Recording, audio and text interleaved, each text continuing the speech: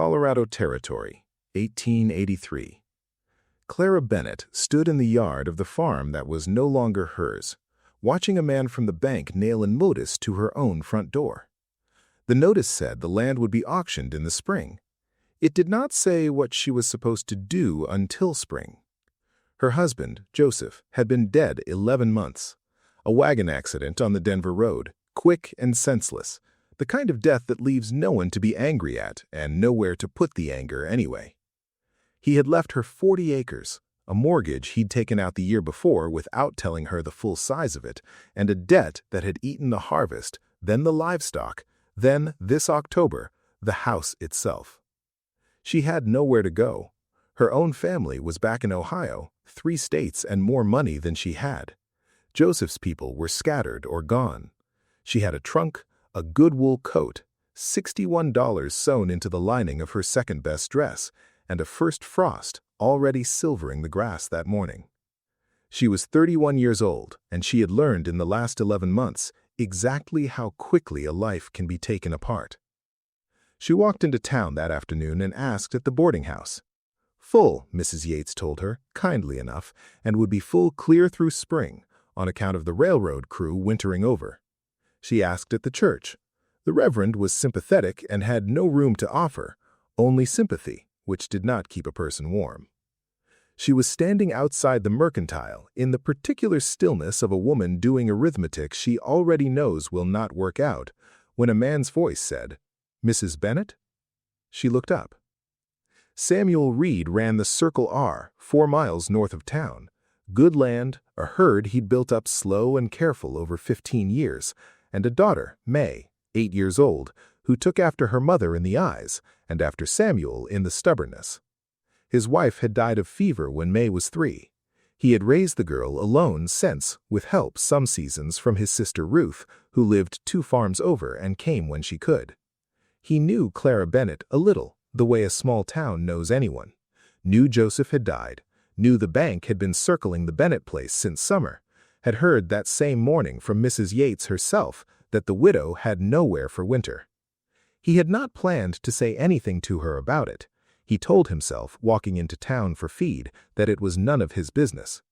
He found her outside the mercantile anyway, and the words came out before he'd fully decided to say them. "I've a room," he said, "at the ranch. My sister stays some weeks, not all. It's empty most of the winter otherwise. You'd be welcome to it if you need it." Clara looked at him for a long moment. He was not a young man, gray starting at his temples, plain in his clothes, direct in the way ranchers tend to be, a man used to weather telling him the truth and seeing no reason people shouldn't do the same. "Why would you do that?" she said. It was not suspicion exactly, it was simply the question of a woman who had learned, this year especially, that kindness usually came with a bill attached somewhere. "Because it's going to snow inside a week, and you've got nowhere to be when it does," Samuel said. She looked down the street, toward the boarding house that had turned her away, toward the church that had offered only sympathy. "No man has been kind to me in years," she said quietly. "Not thanking him yet, just saying it, the way you say a true thing you've been carrying a long time and finally set down." "Then it's about time one was," Samuel said, and that was more or less how it started. I want to say something here before the story goes on. That line of hers has stayed with me since I first heard it told. No man has been kind to me in years. Think about how much a person has to go through before that becomes simply a fact instead of a complaint. She wasn't asking for pity. She was just telling him the truth of her winter and her years. Clara arrived at the Circle R 3 days later, on a Thursday, with her trunk and a wool coat and $61 still sewn in her dress, because she hadn't yet decided whether she trusted this arrangement enough to spend it. May met her at the gate. 8 years old, direct as her father, and entirely without the social caution that made adults careful around widows. "Are you sad?" May asked, the way children ask things, not unkindly, simply as an observation requiring confirmation. "Sometimes," Clara said, because it was true, and she had decided somewhere on the ride out that she was tired of pretending otherwise to people who could plainly see it anyway. "Papa's sad sometimes too, but he doesn't say so. He just chops more wood than we need." Samuel, unloading Clara's trunk, did not look up, but Clara saw the back of his neck go faintly red and understood that his daughter had just told her something true about him that he had never once said himself. The room Clara was given was small, clean, and had clearly been swept and aired specifically for her arrival, a fact Samuel did not mention and Clara noticed anyway. She did not intend to stay long in her thinking, only through the worst of the snow. She had, she told herself, $61 and a plan to find work in town by spring, and a room at a rancher's house was a kindness, not a future. The first snow came 4 days later, exactly as Samuel had predicted, and did not let up for the better part of a week. The small kindnesses started before Clara noticed she was counting them. There was the first week when she woke to find the wood box already full every morning before she came downstairs, though she'd said nothing about the cold in her room. There was the second week when Samuel came in from checking the herd with a rabbit he'd shot on the way back, laid it on the kitchen table without comment, and said only, "Thought you might want a change from the salt pork," before going back out to the barn as though it were nothing. There was the afternoon Clara mended a tear in May's coat, unasked, sitting by the window with a mending kit she'd brought from her own house out of habit more than plan, and looked up to find Samuel in the doorway, watching, with an expression he smoothed over quickly when she noticed. "You didn't have to do that," he said. "I know. I wanted to." It was a small exchange. She thought about it for 3 days afterward anyway. There was the evening in the second week of December when the wind came down off the mountains hard enough to rattle the windows, and May, frightened by the sound, came downstairs in her nightdress and climbed, without asking anyone, into Clara's lap by the fire. Samuel, coming in from the barn, stopped in the doorway at the side of it, his daughter asleep against a stranger's shoulder, Clara's hand resting light and careful on the girl's back, and said nothing for a long moment, and Clara saw something move across his face that she did not yet have a name for. "She does that with her mother's picture too," Samuel said quietly, once May was settled and he'd carried her up to bed. "I don't mind," Clara said. "I know. That's rather the trouble." He did not explain what he meant by that, and she did not ask, though she thought about it long after the house had gone quiet.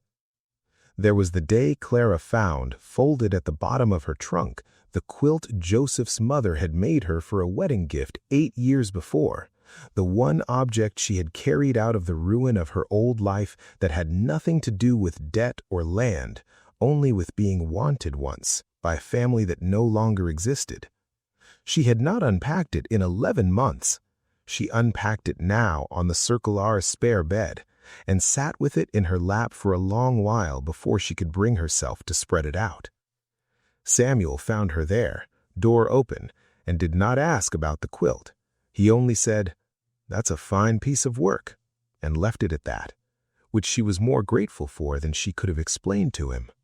There was the Sunday Ruth came to visit, took one look at the arrangement, Clara stirring the stew, May setting the table without being asked, Samuel splitting more wood than the house could possibly need through a single winter, and said nothing to Clara directly, but pulled her brother aside in the yard afterward. Clara did not hear what was said. She heard later, second-hand from May, that Ruth had told her brother he was, in her words, about as settled as a barn fire, which Clara found, privately, more amusing than she let on.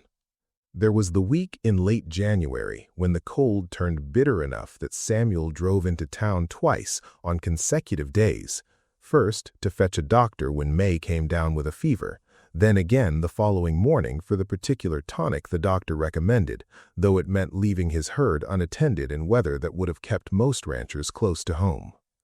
Clara sat up with May both nights, cooling her forehead with a cloth, and when the fever finally broke on the third morning, she found Samuel asleep in the chair outside the girl's door, having refused, apparently, to go to his own bed until he knew his daughter was safe. "You should have woken me," he said, startling upright when Clara opened the door. "You needed the rest more than I needed company," Clara said. "She's cooler now. I think the worst of it's past." He looked at her for a long moment in the gray early light, disheveled from a night in a hard chair, and said quietly, "I don't know how to thank you for this." "You don't have to," Clara said. "I wasn't doing it for thanks." There was the evening in January when Samuel, mending a fence Clara had noticed leaning for 2 weeks, worked past dark in the cold rather than leave it another day, and Clara brought a lamp out to the yard without being asked and held it while he finished, the two of them saying almost nothing, the work itself somehow enough.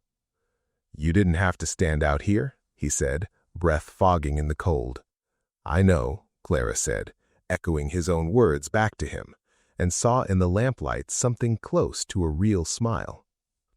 There was, too, the smaller matter of Sunday suppers, which had become, without either of them announcing it, an occasion rather than simply a meal. Clara had begun, some weeks into her stay, to set the table with the good plates, Samuel's late wife's china, which had sat unused in the cupboard for years, and the first time she did it, she'd worried it might be an overstep, might remind him too sharply of what the house had lost. Instead, he'd only run a thumb along the edge of one plate and said, she'd have liked seeing these used again. She never did care for keeping nice things put away for best. After that, the good plates came out every Sunday, and it became one more small thread in the quiet, accumulating fabric of a household finding its feet again. By February, Clara had stopped counting the days until spring the way she had in December. She noticed the change in herself before she was ready to examine what it meant. It was May, in the end, who said the thing neither adult had found the courage to say themselves. It was a Tuesday in late January, the two of them at the kitchen table, Clara teaching May her letters while Samuel worked in the barn. "Are you going to stay when winter is over?" May asked, not looking up from her slate. "I don't know yet," honest Clara said. "I hadn't planned past winter." May considered this with the particular seriousness of an 8-year-old weighing something important. "Papa doesn't chop as much wood since you came. I counted. He used to do it till it was almost too dark to see. Now he stops for supper." Clara set down her pencil. "I don't think he's sad the same way anymore," May added, going back to her letters as though she hadn't just handed a grown woman something enormous to sit with. "I thought you should know, in case you were only staying because of the room." Clara did not answer for a long moment. When she did, her voice was not entirely steady. "Thank you for telling me," she said. "I think about that exchange more than almost anything else in this story. An 8-year-old girl counting her father's woodpile as evidence of his heart, and handing that evidence to a stranger with the plain conviction that it mattered. Children see what we spend years learning to hide from each other." The direct conversation came 2 weeks later, on an evening in early February when the worst of the winter had broken, and the first thaw had softened the ground enough to walk without ice underfoot. Samuel found Clara on the porch, wrapped in her coat, watching the last light go over the western ridge. "I need to say something," he said, "and I've been working up to it since before Christmas, which is a poor showing for a grown man, so I'm just going to say it plain." She waited. "I didn't offer you that room because I was being neighborly," he said. "I told myself that at the start, and it was even a little bit true. But I knew inside a month it wasn't the whole truth. I like having you in this house, Clara. Not as a guest. May likes it. I like it more than that." He looked at his hands. "I'm 43 years old, and I buried a wife I loved a great deal, and I did not expect to feel this again. And I want to be honest that I don't entirely know what to do with it." Clara was quiet. "I'm not asking you to answer tonight," Samuel said. "I know you've had a year that would make anyone cautious about handing their life to somebody else's keeping. I just didn't want to keep standing here saying nothing and calling it patience when it's really just fear." "I've been counting the woodpile too," Clara said, finally. which was not quite an answer and was also entirely an answer. He almost smiled. "I need time," she said. "Not because I doubt you, because I've made one large decision with my whole life resting on it before, and it went the way it went. And I'd like to be sure this time, for both our sakes, not just mine." "Take the time," Samuel said.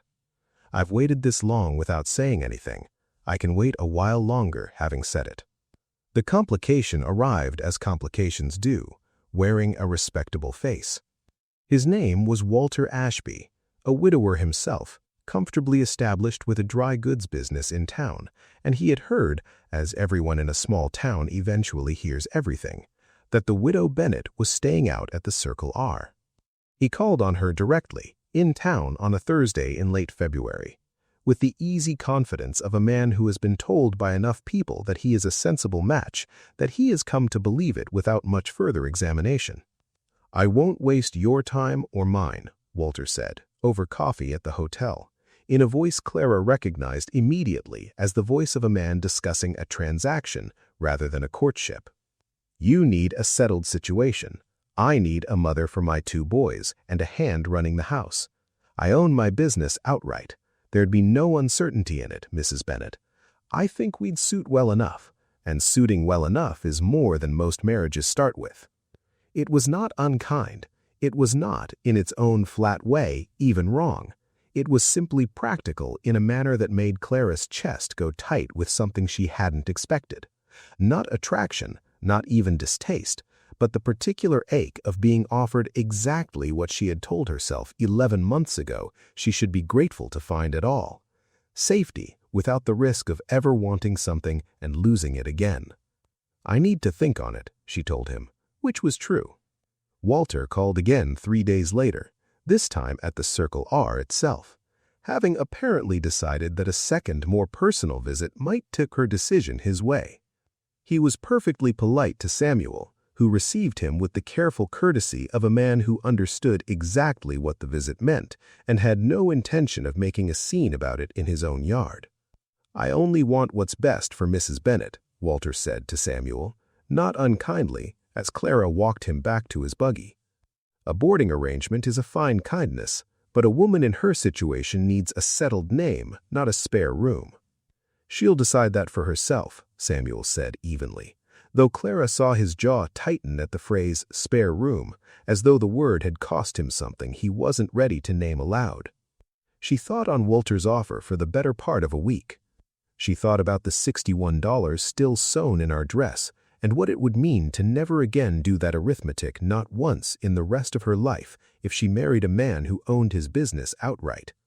She thought about Walter Ashby's flat, sensible voice and how it would never once ask her, the way Samuel had on the porch, what she actually wanted, only what arrangement made the most practical sense. She thought about Joseph, whom she had loved entirely and lost entirely, and how much simpler it might be to choose a marriage this time that asked nothing of her heart, so there would be nothing left to break if it too went wrong. She thought about the quilt at the bottom of her trunk, unpacked now, spread across the spare bed at the Circle R, and how she had not, in 11 months anywhere else, felt safe enough to look at it. She thought about a woodpile, counted by an 8-year-old as evidence of a man's healing heart. And she understood, sitting with her sewing untouched in her lap on a gray Wednesday afternoon, that safe and right were, in fact, not the same word, and that she had very nearly let the fear of losing something again talk her into choosing the version of safety that guaranteed she'd never have anything worth losing at all. She found Samuel at the fence line on Friday, the same fence he'd mended by lamplight in January, and did not wait for him to speak first. "Walter Ashby asked me to marry him," she said. Samuel's jaw tightened, but he only said, "And?" "I'm not going to," Clara said. "I wanted you to hear it from me before the town told you a different story." "Why not?" Samuel said, careful, not yet allowing himself to hope out loud. "Because he offered me safety," Clara said, "and you offered me a woodpile that got shorter every week because you'd rather sit at supper with me than work yourself into the ground avoiding your own house. Because May fell asleep on my shoulder and you let her and didn't make it strange. Because you held a lamp for me. No, I held the lamp for you, but you let me stand there in the cold doing it, because you understood I wanted to." She stopped, steadying her voice. "I've had a marriage that was safe, and known exactly what it cost me when it ended. I don't want safe this time, Samuel. I want this. I want you, plainly, not as an arrangement, and not because I have nowhere else to go anymore. I have somewhere else to go now if I wanted it. I'm choosing this because it's you." Samuel was quiet for a moment, and when he spoke, his voice was rougher than usual. "I have to tell you something too. The night May fell asleep against you, I stood in that doorway longer than I let on. I'd been telling myself for weeks it was just kindness, the way I told myself the room was just neighborliness. That night I stopped being able to lie to myself about it. I've been in love with you since sometime around Christmas, Clara, and I've been waiting since to be sure it wasn't just the shape of loneliness playing tricks on a lonely man." "And is it just loneliness?" she said. "Just loneliness?" "No," Samuel said simply. "It's you. It was always going to be you, once I let myself look." They married in April, in the small church in town, with Ruth standing up for Clara and May carrying wildflowers she'd picked herself that morning with fierce, personal pride in the job. It was a small wedding. Neither of them wanted more than that. Clara wore a blue dress, not white. She had been married once already in white, and this felt like something else, something built rather than begun. And Samuel wore his one good coat and looked throughout the short ceremony like a man who could not entirely believe his own good fortune. Walter Ashby remarried within the year, sensibly, to a widow from the next county who wanted exactly the arrangement he was offering. Clara heard later that they suited each other well enough in their own flat and practical way, and found she was glad of it. Glad that he'd found what he was actually looking for, and gladder still that she had known enough in time to want something different for herself.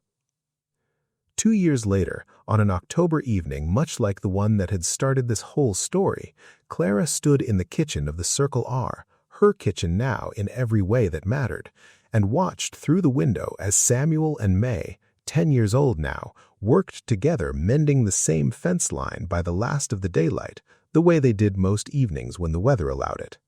There was a woodpile by the door, stacked high enough for the whole winter already, though the first frost hadn't even touched the grass yet.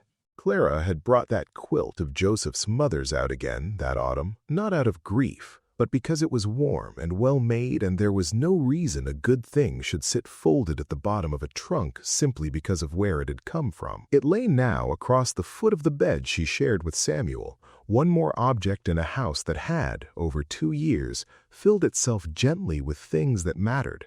The good china came out every Sunday still, without discussion, without either of them remarking on it anymore, simply the shape their life together had settled into, the way a river settles into its banks over enough seasons. There had been a hard stretch that first autumn as husband and wife, Clara would admit if asked, a dry summer that thinned the herd, a scare when May took another fever, the ordinary friction of 2 grown people learning each other's habits after each had spent years running a household alone.